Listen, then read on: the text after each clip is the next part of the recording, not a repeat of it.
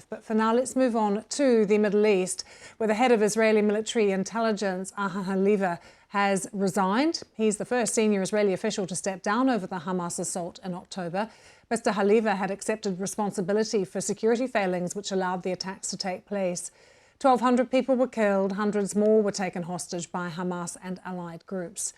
In other developments, Prime Minister Netanyahu is vowing to reject any sanctions on the country's military after reports that the US plans to cut aid to one unit. There is ongoing violence in the occupied West Bank, and the US says it will respond to any human rights violations against Palestinians. This is Gaza, where 15 children are among the dead after an Israeli airstrike on the southern city of Rafah, where more than 1 million displaced Palestinians are sheltering. Health officials in Gaza say more than 34,000 people have died since the start of the war in October. Emergency workers in Khan Yunis say they've uncovered more than 200 bodies buried in the courtyard of a hospital. Al-Nasser had been at the centre of an Israeli military operation until 2 weeks ago. The World Health Organization has previously said bodies were being buried within hospitals under Israeli siege. Palestinians accuse Israeli forces of killing some of the victims. Israel says Hamas uses medical facilities in Gaza as command centres. Here's our Middle East correspondent, Yolanda.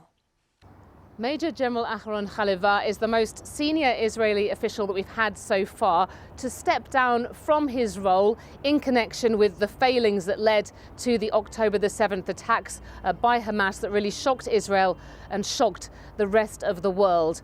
And he did come out in the week after those attacks and say that he publicly accepted responsibility, his share of the blame. But it's taken until now, with 6 months of a war raging on in Gaza, for him to hand his resignation letter in. And he has said, the intelligence division under my command did not live up to the task we were entrusted with. I carry that black day with me ever since. And really, the Major General's announcement sets the stage for possibly more resignations from top security officials in the country. Will put pressure on some in the political echelons as well, where responsibility hasn't really been taken for other failings that may have contributed to the 7th of October attacks. All of this comes as fighting continues in Gaza. The focus over the past couple of days has been very much on what's been happening in Khan Yunis in the south after Israeli ground forces pulled out of that city, which is seen as a Hamas stronghold earlier this month. Local people had been going back trying to find out what happened to about 2,000 Palestinians who were missing and presumed dead, buried under the rubble. And in the grounds of the Nasser hospital, they've just found another mass grave in the past day with dozens of bodies in it, and there have been processes going on to try to identify those. This brings close now to 200 the total number of bodies that have been found in the grounds of that hospital.